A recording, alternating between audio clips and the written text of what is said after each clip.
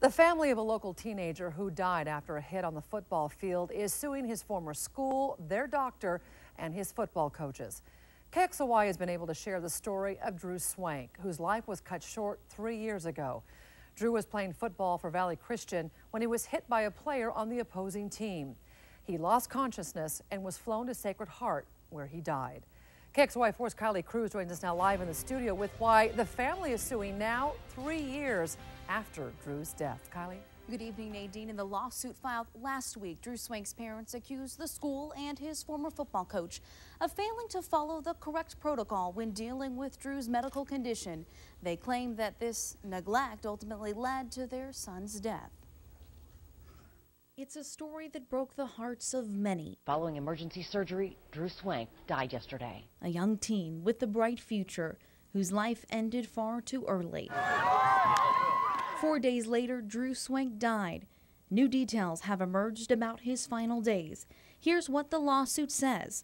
On September 18, 2009, Drew suffered a hit while playing in a high school football game. That hit caused him to have severe headaches. According to the lawsuit, he wasn't examined at any point during or after the game by his coaches. 2 days later, Drew was taken to his family doctor, Timothy Burns. Burns diagnosed Drew with a concussion, and he put him on a no practice, no play order until the headaches stopped. A few days later, Drew told his mom the headaches were gone. Drew's mom says she called Dr. Burns, who cleared Drew to play without examining him again.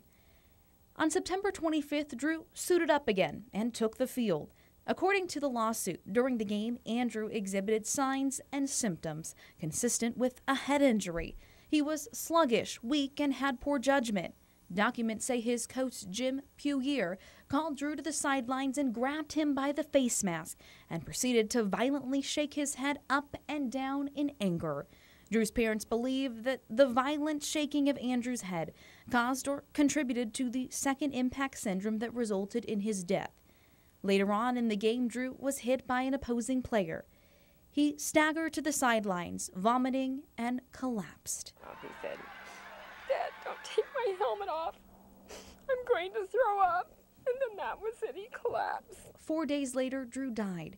And now, 3 years later, Drew's family wants answers. And we reached out to the school's attorney, the Swank's family doctor, and Drew's former coach today. They had no comment or didn't get back to us. I did speak briefly to Drew's family's attorney, but he said he couldn't comment without Drew's parents' permission. Live in the newsroom tonight, I'm Kylee Cruz, KXLY 4 HD News.